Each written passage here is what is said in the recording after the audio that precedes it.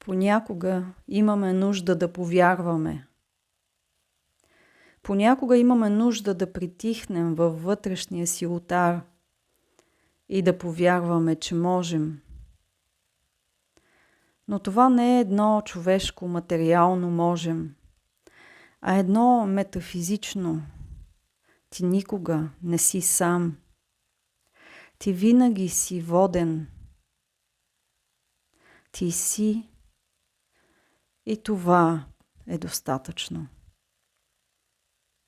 В свят, в който сме свикнали да бързаме и преследваме външния успех, в свят, в който сензациите и шума отвън са на дневен ред, вярвам, че мира отвътре ще спаси света, нашият свят, нашият мироглед, нашето близко обкръжение. Една нова светлина блика от нашите сърца. Тя не е нова, но за нас може би тиха, сакрална връзка, която ни дава опора и ни помага да бъдем устойчиви из себе си. Това са за мен живите книги.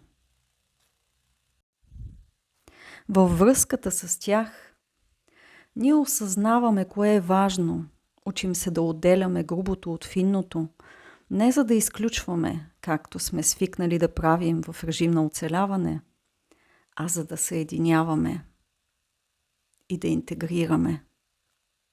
Ако животът беше това, всеки по своя път да се учи на тази вътрешна алхимия на ум, сърце, душа и дух, какво би променил точно сега в твоя живот?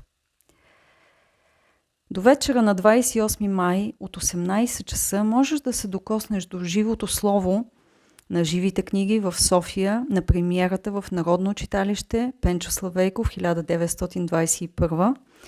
Благодаря за светлата ни среща. Знам, че най-правилните хора ще се съберат с благодарност и благословия надежда.